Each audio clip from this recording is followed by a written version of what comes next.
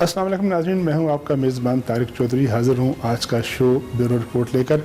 इस शो में हम आपसे बात करते हैं मुख्तलिफ़ कौमी, बैनुल-अक़वामी और इलाक़ाई मामलात पर, और इसके अलावा हम अहम शख्सियात से वन ऑन वन इंटरव्यू करते हैं और उनसे उनका नुक़्ता नज़र जानते हैं, उनके अपना एरिया ऑफ जो इंटरेस्ट है और जो उनकी असाइनमेंट है। आज हमारे साथ बड़ी अहम शख्सियत मौजूद हैं, प्राइम मिनिस्टर ऑफ पाकिस्तान के मामले ख़ुसूसी बराए हेल्थ डॉक्टर ज़फ़र मिर्ज़ा। उनसे बातचीत करेंगे और उनसे पूछेंगे कि उनकी हुकूमत जो है, प्राइम मिनिस्टर ऑफ पाकिस्तान की हुकूमत जो है, वो हेल्थ के हवाले से क्या इक़दाम कर रही है, जब से वो तशरीफ़ लाए हैं अब तक क्या इक़दाम किए हैं, जो विजन था PTI का उसके हवाले से उसको अचीव करने में क्या कामयाबी हुई है, और जो शिकायत आम तौर पर हैं पाकिस्तान के लोगों को, पाकिस्तान के वोटर्स को, उनकी वजारत के मुतालिक उनसे भी जानेंगे, उनसे पूछेंगे कि उनके बारे में उनका नुक़्ता नज़र क्या है। डॉक्टर साहब अस्सलाम वालेकुम।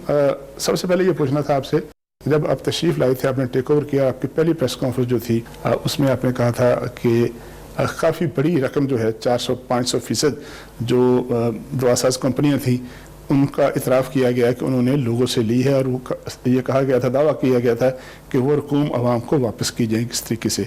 उस पर पेशरफ्त को नहीं हुई अभी तक। जी बहुत शुक्रिया तारिक चौधरी साहब।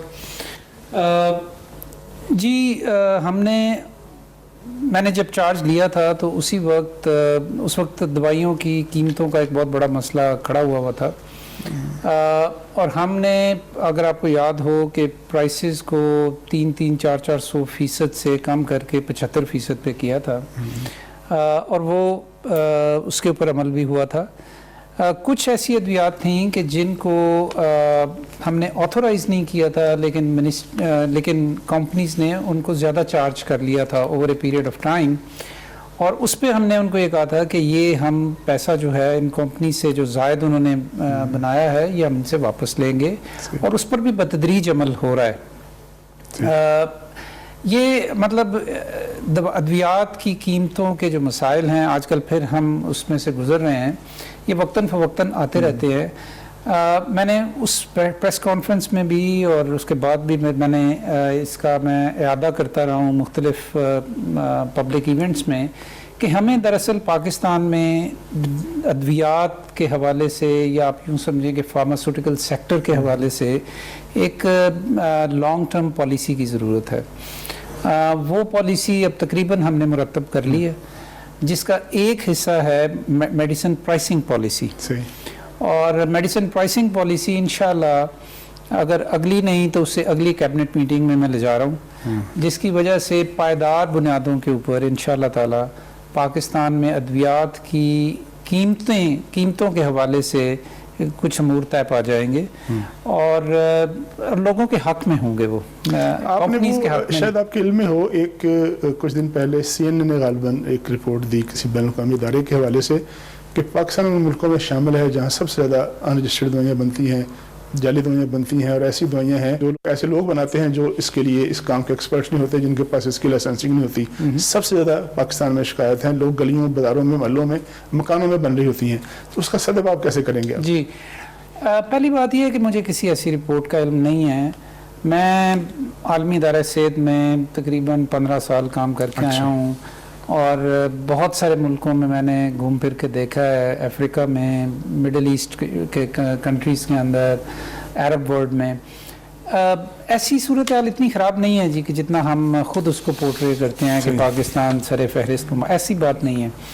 पाकिस्तान में जो मसला है ना जी, वो जैली अद्वियात का नहीं है।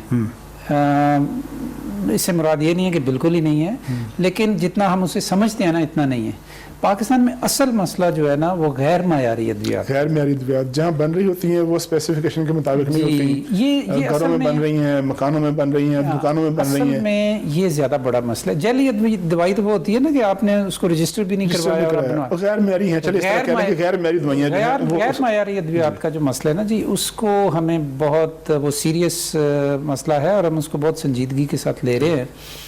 इस सिलसिले में drug regulatory authority of Pakistan जो है उसकी बहुत लेट डाउन पॉलिसीज़ हैं, और उसमें हम इसे कहते हैं गुड मैन्युफैक्चरिंग प्रैक्टिसेस स्टैंडर्ड्स।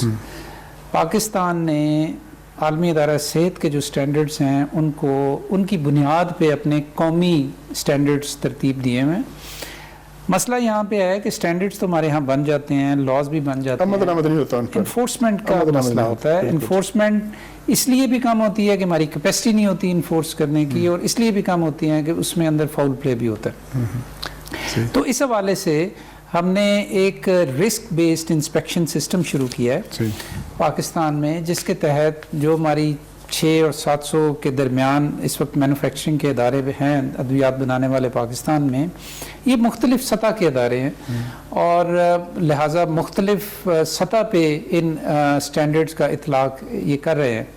تو ہم اس وقت یہ پالیسی لا رہے ہیں کہ جس میں ان کی انسپیکشنز کے ذریعے ان کو متعین کر دیا جائے کہ یہ ان سٹینڈرڈز کا اطلاق کس حد تک کر پا رہے ہیں, اور ان کو پھر یہ بتایا جائے کہ جی آپ کے پاس اتنی مہلت ہے, اگر آپ ان منیمم سٹینڈرڈز تک اتنے عرصے تک نہیں کریں گے تو پھر گورنمنٹ پیونیٹیو ایکشن لے گی اور پھر ہم ان کو بند کر دیں. ایک ہمارے یہاں اور بڑی ایک مت ہے, یا سمجھ لیں کہ ایک عام رواج ہے دنیا بھر میں, کہتے ہیں کہ ہمارے ہاں جو ڈاکٹر حضرات ہیں سب سے زیادہ جو ہے ادویات تجویز کرتے ہیں. دنیا میں کم سے کم میڈیکیشن ہوتی ہے, ہمارے ہاں سب سے ایک صفحے پہ 20 دوائیاں دی جاتی ہیں, جس کا مقصد ظاہر ہے پیسے کمانا ہے یا ایک کنیونس ہے.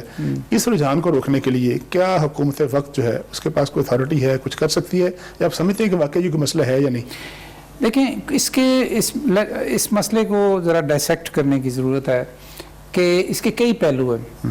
پہلی بات یہ ہے کہ ہمارے ہاں جو ہمارے ڈاکٹر حضرات ہیں وہ جب دوائی لکھتے ہیں تو ایک تو اگر وہ کنائونس کا فیکٹر نہ بھی ہو تو ہمارے جو تشخیص کی بنیاد پہ جو نسخے لکھے جاتے ہیں ان کے بارے میں کئی سوالات ہیں. یعنی اس کا مطلب ہے کہ ڈاکٹر کی اہلیت پہ سوال ہے. مطلب میں ابھی ایک میٹنگ سے آ رہا ہوں آپ کے پروگرام سے پہلے, جہاں ہم ٹی بی کا مسئلہ ڈسکس کر رہے تھے, اور ایک ڈاکٹر صاحب ہمیں خود بتا رہے تھے کہ اگر انہوں نے کوئی سروے کیا ہے کہ ٹی بی کا مریض جو ہے اگر آئے اور اگر وہ ایک ہی مریض ایک ہی یعنی علامات کے ساتھ 10 مختلف ڈاکٹرز کے پاس جائے تو بہت ممکن ہے کہ اس میں سے 7-8 ڈاکٹرز جو ہیں جی پیز وہ اس کا نسخہ ٹھیک نہیں لکھیں گے ٹی بی کے علاج کے لیے. تو ایک تو کیپیسٹی کا ایشو ہے, اور کیپیسٹی کا ایشو اس لیے بھی ہے کہ گورنمنٹ کی طرف سے ہم نے کوئی standard treatment guide lines develop نہیں کی. اس کی وجہ یہ ہو سکتی ہے کہ جو ہمارے ہاں پرائیویٹ میڈیکل کالج ہیں وہاں معیار تعلیم, نظام تعلیم اچھا نہیں ہے, اور پیسے خرچ کر کے لوگ ڈاکٹر بن جاتے ہیں اور وہ ان کی اہلیت اس طرح کی نہیں ہوتی. اس کا یعنی ایک جزوی حصہ اس کا بھی ہے, لیکن اس کے ساتھ ساتھ جو بنیادی مسئلہ ہے نا جی وہ یہ ہے کہ پاکستان میں اس وقت تقریباً 70% ہیلتھ کیئر جو ہے وہ پرائیویٹ سیکٹر میں ہے. یعنی کہ گورنمنٹ کے ادارے یا health facilities, public sector health facilities جو ہیں وہ 30% سے زیادہ ہیلتھ کیئر پرووائڈ نہیں کر رہی. وہ جو 70% ہیلتھ کیئر ہے پرائیویٹ سیکٹر کے اندر, اس میں GPs, private hospitals, clinics, specialist clinics etcetera. اچھا, اس کے لیے پھر گورنمنٹ کی رسپانسبلٹی یہ ہوتی ہے کہ اگر وہ خود 100% ہیلتھ کیئر پرووائڈ نہیں کر رہی تو جو پرائیویٹ سیکٹر پرووائڈ کر رہا ہے اس کو وہ ریگولیٹ کرے اور اس کے لیے ضابطے بنائے اور ان ضابطوں پہ عملداری کرے, یعنی اس کی انفورسمنٹ کروائے. پاکستان میں انفارچونیٹلی اب تک یہ جو ایریا ہے یہ بڑا کمزور رہا ہے, لیکن پچھلے چند سالوں میں اس میں بڑی پیش رفت ہوئی ہے, اور اس حوالے سے سندھ نے, پنجاب نے اور کے پی نے تو ہیلتھ کیئر کمیشنز بنائے ہیں جی.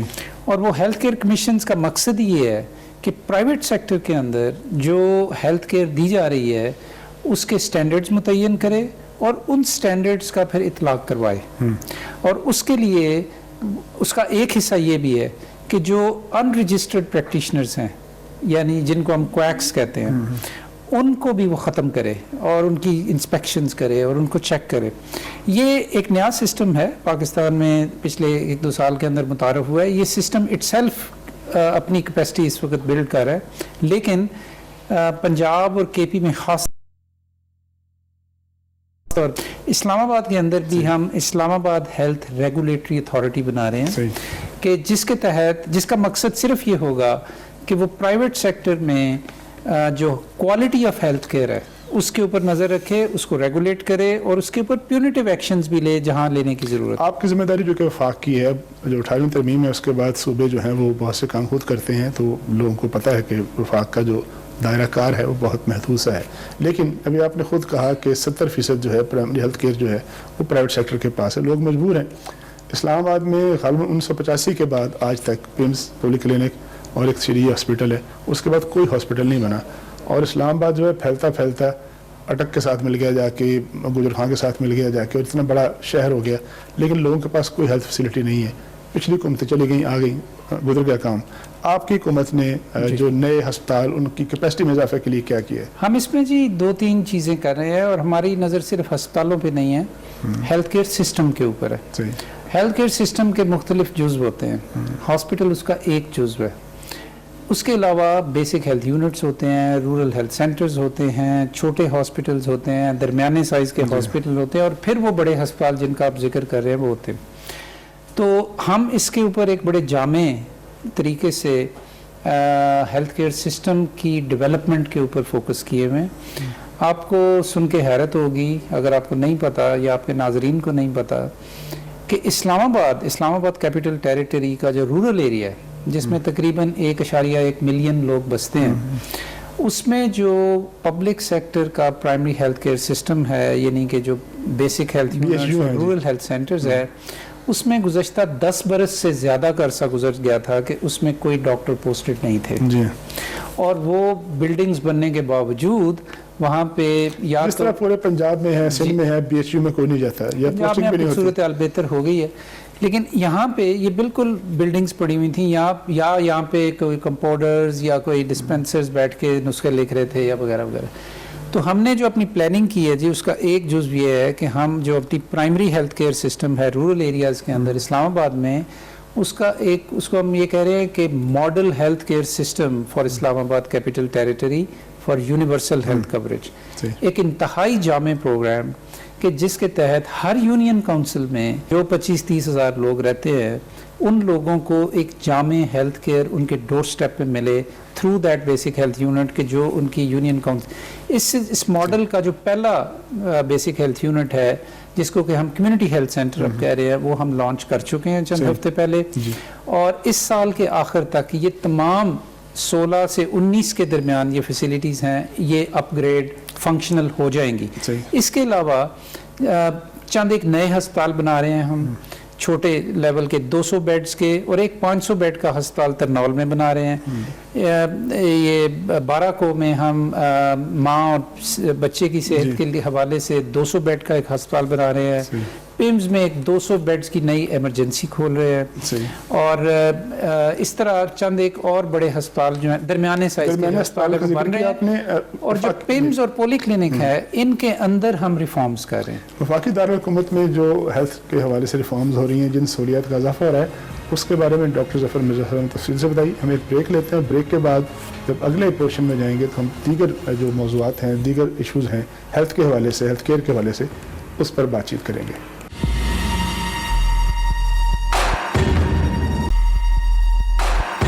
नीचे गिर गया था। जिसके पास पैसे होते हैं 10-15 करोड़ खर्च करने के लिए, वो डॉक्टर बन जाता है और 4 करोड़ लगा के अस्पताल बनाता है अपना, और वो दुकान खुल जाती है वहाँ पे। उसकी एक इंडिकेशन हमें ये मिली कि पाकिस्तान की डिग्री जो है मेडिकल कॉलेजेस मानता कोई नहीं कई मुल्कों में, वो दूसरे मुल्कों में उसका जो वकार था और उसका जो यानी जो प्रेस्टीज थी एक ज़माने में पाकिस्तान के मेडिकल डिग्री की, वो गिरने लग गई थी। और बाज़ मुल्कों ने तो यानी उसके ऊपर बड़ी सख्तियां करनी शुरू कर दी थी इस हवाले से। तो इस वजह से हमें ये अदारा जो था नए इसकी तंजीमें नौ करनी पड़ी, बल्कि नया अदारा बनाना पड़ा। तो इस हवाले से हमने जो पाकिस्तान मेडिकल काउंसिल बनाई है, उसके अंदर उसके 3 जुज़्व हैं। उसमें एक तो Pakistan medical and dental council है, उसके नीचे एक है national medical and dental academic board, और एक पाकिस्तान मेडिकल अथॉरिटी। तो जो ओवरऑल जो कमीशन है उसके अंदर 7 अरकान हैं, और वो 7 अरकान जो हैं जी, ये वो लोग हैं कि जो हमारे ख्याल में اپنے اپنے شعبے میں بہت زیادہ تجربہ رکھتے ہیں اور اس ایریا میں ان کی ایک نظر ہے. جو ماڈرن آرگنائزیشن کا کانسیپٹ ہے اس کے اندر گورنر ہوتا ہے اس کو مختلف شعبوں سے لیا جاتا ہے. اگر آپ دیکھیں اگر کوئی فورڈ بنانے والی جو کمپنی ہے گاڑیاں بناتی ہے, مختلف شعبہ زندگی کے زندگی سے لوگوں کو لیا جاتا ہے. لاجک آپ کہتے ہیں کہ ہے کہ وکیل صاحب جو ہے اس کے اس لیے بنے, اور وہ وکیل صاحب جن کا آپ نے ذکر کیا ہے وہ اس وقت پھر الیکٹ ہوئے وائس پریزیڈنٹ اس کونسل کے, اور ان کو جو میڈیکل ایجوکیشن کی جو لیگل ڈائمینشن ہے کیونکہ ایک نئے لاء کے تحت ہم لے کر آئے تھے اس کے اوپر مجھے ان سے زیادہ باعلم آدمی پاکستان میں تو ابھی تک نظر نہیں آیا. بلکہ میں چاہوں گا کہ آپ ان کو اپنے پروگرام میں بلائیں اور ان سے پی ایم سی کے بارے میں پوچھیں گے. ڈاکٹر صاحب آگے چلتے ہیں ہم. ہمارے ہاں جو ہے بہت شکایات آ رہی ہیں پچھلے دنوں کراچی میں بھی, لاہور میں بھی, لاڑکانہ میں کتے کے کاٹنے کے واقعات ہوئے, سانپ کے کاٹنے کے واقعات بہت زیادہ ہوتے ہیں رورل ایریاز میں, اور اس طرح کے بہت سے ایسے ہیں جو ہمارا ادارہ ہے NIH ہے اس کی کیپیسٹی کے بارے میں کہا جاتا ہے کہ جتنی پاکستان میں ویکسینیشن چاہیے اتنی وہ تیار نہیں کر پا رہا. کیا وجہ ہے؟ اس کی کیپیسٹی کم ہے یا کیپیسٹی سے کم کام ہو رہا ہے یا اہلیت کا معاملہ ہے, استعداد کا معاملہ ہے, کیا معاملہ ہے؟ جی بڑی سمپل سی بات ہے جی کہ فرسٹ آف آل یہ آپ نے بالکل صحیح نشاندہی کی ہے کہ پاکستان میں ریبیز بہت زیادہ بڑھ رہی ہے, اور اس کی ایک وجہ تو یہ ہے کہ ہم نے اسٹرے ڈاگز جو ہیں یا جو آوارہ کتے ہیں ان کے بارے میں ہم نے کوئی اویئرنیس بھی پیدا نہیں کی, کسی طریقے سے ہم نے ان کو کنٹرول کرنے کی کوشش تلف کرنے کا انتظام بھی نہیں ہے, نہ میونسپل کمیٹی کے پاس ہے نہ کسی اور ادارے کے پاس. تو اس سلسلے میں جو نظر انداز ہم نے کیا ہے سال ہر سال, تو اس کا نتیجہ یہ ہے کہ اب بہت زیادہ ان کی پاپولیشن ہو گئی جاتے ہیں. اور وہ پھر اچھا دوسری طرف یہ ہے کہ NIH کی ریبیز بنانے کی ویکسین بنانے کی جو کیپیسٹی تھی اس کو جو بڑھتی ہوئی ڈیمانڈ تھی اس حساب سے بڑھایا نہیں, انہانس نہیں کیا گیا. تو سال ہر سال جب یہ ہوتا رہا اور کسی نے اس کی طرف جب توجہ نہیں دی, تو اب ہم اس وقت ایک ایسی سچویشن میں ہیں کہ پاکستان میں تقریباً 8 لاکھ ڈوزز جو ہیں اینٹی ریبیز ویکسین کی ان کی لوکل پروڈکشن کے حوالے سے کمی ہے. ٹھیک ہے جی. تو اس سلسلے میں فی الحال ہم اس کمی کو پورا کر رہے ہیں امپورٹ کر کے انڈیا سے یا دوسری جگہوں سے, لیکن پلان اب ہم نے یہ بنایا ہے کہ چائنا کی مدد سے ہم اپنی کیپیسٹی کو ڈبل کرنے جا رہے ہیں ریبیز ویکسین کو بنانے کی جو کیپیسٹی ہے NIH میں. اور ہمارا یہ خیال, لیکن یہ ایک دن میں یہ کام نہیں ہو جاتا جی, ٹیکس ٹائم. تو اس میں ہمارا یہ خیال ہے کہ اگلے چند سالوں کے اندر نہ صرف امید ہے کہ ہم خود کفیل ہو پائیں گے بلکہ شاید اس کو ایکسپورٹ بھی کر سکیں. اچھا اگلے ہفتے میں ہم نے بات کرنی ہے پولیو کے حوالے سے, ڈینگی کے حوالے سے, لیکن یہ آپ نے وضاحت کر دی کہ جو NIH ہے اس کی جو ویکسینیشن کی کیپیسٹی اس میں بھی اضافہ کیا جائے گا اور چین کی مدد سے اور بھی ایسا نظام بنایا جائے گا تاکہ ریبیز جو اینٹی ریبیز ویکسین ہے وہ پاکستان میں زیادہ سے زیادہ تیار کریں. یہاں ہم نے ایک بریک لینی ہے اور بریک کے بعد اپنی گفتگو کا سلسلہ یہیں سے جوڑیں گے.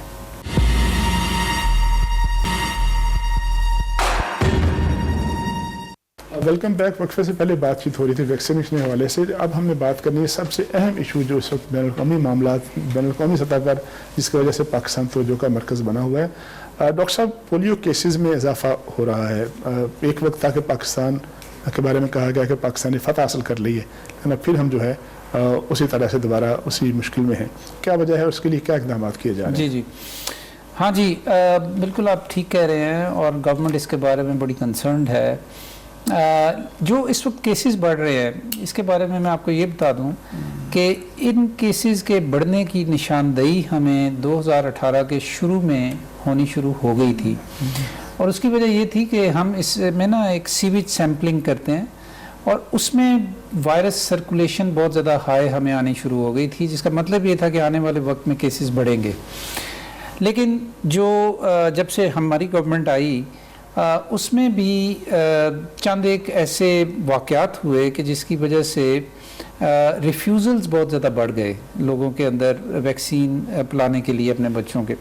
لیکن اس سے بھی پہلے ایک میں وجہ آپ کو بتا دوں, اور اس کا جو ایویڈنس ہے وہ دوسرے ملکوں سے بھی اویلیبل ہے, کہ جب بھی کسی ملک میں الیکشن ہوتے ہیں خاص طور پہ ترقی پذیر ملک میں, تو جب حکومت ہاتھ بدلتی ہے نئے لوگ آتے ہیں تو اس میں جو نیچے ایڈمنسٹریٹو مشینری ہوتی ہے ہاتھ پہ ہاتھ رکھ کے بیٹھ جاتے ہیں، اس میں بڑی تبدیلی نہیں، ہاتھ پہ ہاتھ نہیں، اس میں تبدیلیاں بڑی فرسٹ آف آل کی جاتی ہیں، تو وہ کنٹرول نہیں رہتا. اور ہمارے ہاں تو کیئر ٹیکر گورنمنٹ بھی آتی ہے درمیان میں، اور پھر نئی گورنمنٹ آتی ہے، اس وجہ سے کچھ لوز کنٹرول ہوتا ہے، اور یہ صرف پاکستان میں نہیں ہر جگہ پہ ہوتا ہے. ہیونگ سیڈ دس، پچھلے سال اپریل میں پشاور میں خاص طور پہ ایک واقعہ ہوا جس کی وجہ سے یہ پروپیگنڈا پھیلا کہ جی یہ ویکسین جو ہے اس کی وجہ سے بچوں کے اندر بچوں کو بیماری پھیل رہی ہے، بچوں کے اندر اس کا بہت ہی منفی اثر ہوا، اور بہت سارے جو خاندان تھے انہوں نے اپنے بچوں کو پولیو ویکسینز ہماری کیمپینز کے درمیان پلانے سے انکار کر دیا. اپریل 2019 کی جو کیمپین تھی اس کے اندر ہمیں پاکستان میں 1.4 ملین ریفیوزلز ہوئے. اس کے علاوہ کچھ علاقے ایسے تھے خاص طور پہ کے پی میں، اس کا حل کیا کر رہے ہیں؟ میں آ رہا ہوں جی. اس کے علاوہ کے پی میں کچھ علاقے ایسے تھے کہ جہاں پہ ابھی تک ہماری وہ دسترس میں نہیں تھے سیکیورٹی ریزنز کی وجہ سے، فاٹا میں اور ادھر. اچھا، اس کا جو حال ہم کر رہے ہیں اس حال کا جو امپیکٹ ہے میں وہ بھی آپ کو بتا دیتا ہوں. ابھی 2 ہفتے پہلے میرے یعنی پیریڈ کے دوران جو پہلی نیشنل ایمونائزیشن کیمپین ہوئی ہے 2 ہفتے پہلے، اس میں وہ ریفیوزلز جو تھے 1.4 ملین سے کم ہو کے 2,30,000 ملین پہ آ گئے ہیں. یہ بہت بڑی چیز ہے، گیپ کم ہو رہا ہے، بہت کم.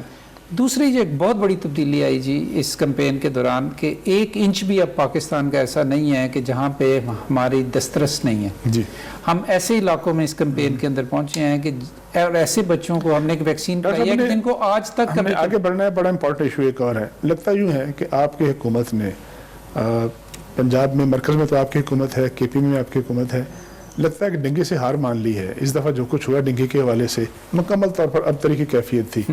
ماضی کے مقابلے لوگ کمپیئر کرتے ہیں تو لوگ کہتے ہیں کہ آپ کی حکومت نے ڈنگی پہ کنٹرول نہیں کیا، اس پہ کوئی اقدامات نہیں کیے. جی یہ بالکل غلط پرسیپشن ہے جی. پاکستان میں آپ کو اسٹیٹسٹکس کے ذریعے بتا سکتا ہوں کہ اسلام آباد پنڈی میں اس دفعہ جو ڈینگی ہوا وہ پورے پاکستان کا 40% جو کیسز تھے وہ صرف راولپنڈی پوٹوہار کے علاقے میں تھے. یہاں پہ اسلام آباد میں ہماری جو کیمپین تھی اس کی وجہ سے ہمارا ایک محتاط اندازہ یہ ہے کہ 20,000 جو پاسبل پیشنٹس ہو سکتے تھے وہ ہم نے اوائڈ کیے ہیں اپنی ایفیشینٹ کیمپین کی وجہ سے. یہ مسئلہ ایک تو یہ سمجھ لینا چاہیے کہ اس کو صرف ہم پاکستان کے تناظر میں نہ دیکھیں، 125 ملکوں کے اندر یہ مسئلہ ہے. فلپینز کے اندر اسی سال 2 لاکھ سے زیادہ کیسز ہوئے ہیں، ہمارے 54,000 تھے کیسز اس دفعہ. فیوچر میں ہم لوگ ایک نیشنل پلان بنا رہے ہیں کہ جس کے تحت تمام صوبوں میں اور فیڈرل ایریاز کے اندر ایک ہی طرح کی کیمپین ہو، ٹائم پہ کیمپین ہو، ریسورسفل کیمپین ہو، اور جس میں کہ ہم یعنی ملٹی سیکٹورل ایکشن کریں. جس کا مطلب یہ ہے کہ تمام دوسرے اداروں اور وزارتوں کو کے ساتھ مل کے وقت پہ انوائرمنٹل مینجمنٹ کریں، کیونکہ مچھر پھیلتا ہے انوائرمنٹ کی وجہ سے. گلوبل وارمنگ بھی ہو رہی ہے، اس کی وجہ سے بھی زیادہ ہے.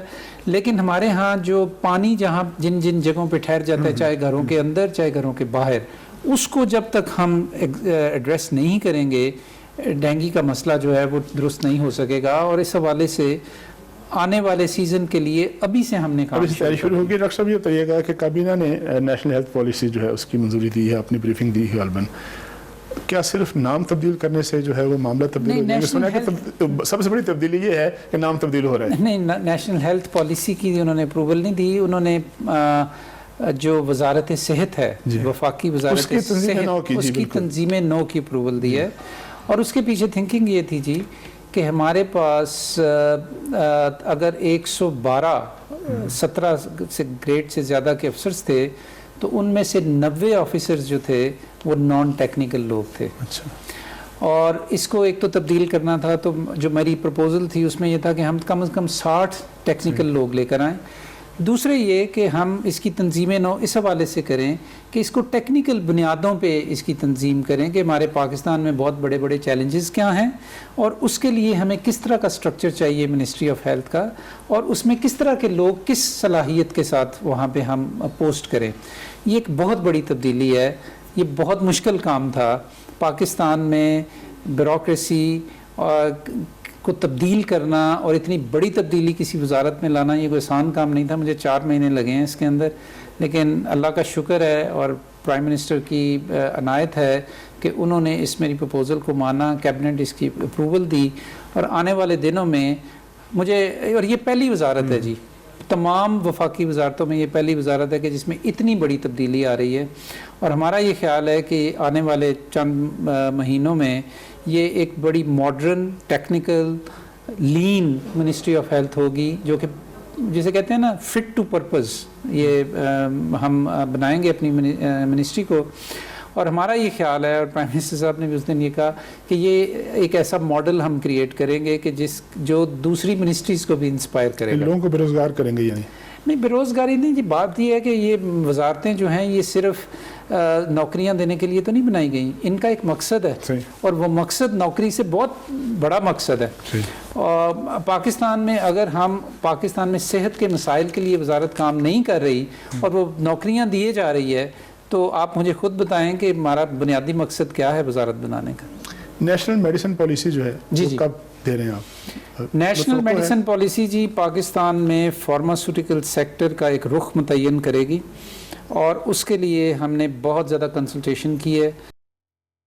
فیبروری کے مڈ میں ہم انشاءاللہ پاکستان کی یہ نیشنل میڈیسن پالیسی جو کہ بہت بڑی تبدیلیاں لائے گی سیکٹر کے اندر، اس کو ہم لانچ کریں گے۔ تمام اس میں اسٹیک ہولڈرز آن بورڈ ہیں انکلوڈنگ انڈسٹری، اور انشاءاللہ ہم یہ ایک نیا یعنی باب کا اضافہ کریں گے پاکستان کے ہیلتھ کیئر سسٹم میں، کہ پاکستان میں ایک 5 سالہ قومی ادویات کے حوالے سے ایک پالیسی ہوگی، اور اس کے اوپر عمل درآمد شروع ہوگا۔ ڈاکٹر صاحب، یہ جو سرکاری اسپتال ہیں، چلیں اسلام آباد کا ذکر کرتے ہیں، پیمز ہے، پولی کلینک ہے، ان کی جو مشینیں ہیں، لیبارٹریز ہیں، ٹیسٹ کرنے والی جو مشینیں وہ اکثر خراب کیوں رہتی ہیں؟ لوگ کہتے ہیں کہ شاید اس کی وجہ یہ ہے کہ مریض جو ہے اس نے اگر ٹیسٹ کرانا ہے تو پھر اس کو باہر جانا پڑے، اور بڑی آپس میں ملی بھگت ہوتی ہے۔ بیلو ایریا میں صرف مثال دیتا ہوں کہ ہر روز ایک جب دکان خالی ہوتی ہے تو وہاں لیبارٹری نہیں بنتی ہے، اور بڑے پیسے کماتے ہیں۔ یہ روک تھام کیسے کریں گے؟ عام آدمی کیوں جا کے رلتا رہے جی میں آپ کو بتاتا ہوں ایگزیکٹلی کہ ہم اس کو کس طرح ایڈریس کر رہے ہیں۔ پہلے بھی یہ بتا دوں کہ یہ کیوں ہوتا ہے۔ یہ ہوتا اس لیے ہے کہ یہ کمبینیشن ہے ان ایفیشنسی کا، کرپشن کا، اور نگلیکٹ کا۔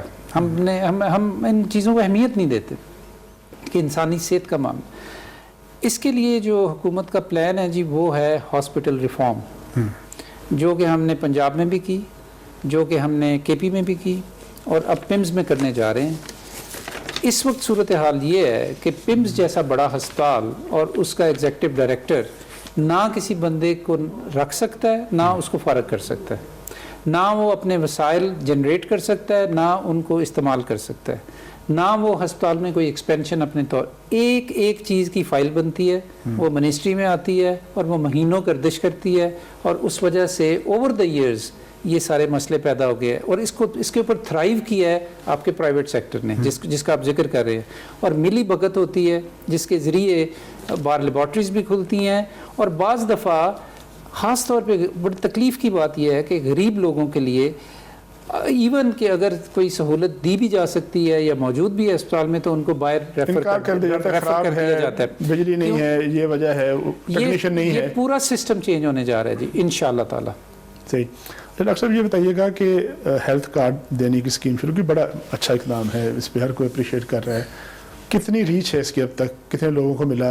کیا اس کی کیپیسٹی ہے؟ کتنے پیسوں کا؟ اور اس کو آگے کہاں تک پھیلانے کا ایجنڈا ہے آپ کا؟ یہ جی ہماری گورنمنٹ کی اور پرائم منسٹر صاحب کی جو ویژن ہے ہیلتھ کے حوالے سے، اس کا ایک بنیادی عنصر ہے، ہم اسے کہتے ہیں یونیورسل ہیلتھ کوریج ہماری ویژن ہے، اور اس کا ایک بنیادی عنصر یہ ہے کہ وہ لوگ جو پے نہیں کر سکتے اپنی ہیلتھ کیئر کے لیے، اس کی ریاست ذمہ داری لے۔ پاکستان میں بسپ کے سروے کے مطابق 14 سے 15 ملین خاندان ہیں کہ جن کو جو خط غربت سے نیچے ہیں، ان سے ہم نے شروع کی ہیلتھ انشورنس کا یہ سسٹم ہے، لوگوں کو صحت انصاف کارڈ دینے کے بعد ابھی تک ہم 6.8 ملین غریب خاندانوں کو یہ ہیلتھ انشورنس دے چکے ہیں۔ ارادہ یہ ہے کہ جو 14-15 لاکھ کے درمیان کی جو فگر ہے اس کو ہم اس سال کے آخر تک یا اگلے سال کے اوائل تک تمام لوگوں کو یہ کارڈ دے چکے ہوں گے۔ اس کے علاوہ کچھ ولنریبل ایسے سیکشنز ہیں ہماری سوسائٹی میں، ان کو بھی بتدریج ہم ہیلتھ انشورنس فراہم کر رہے ہیں۔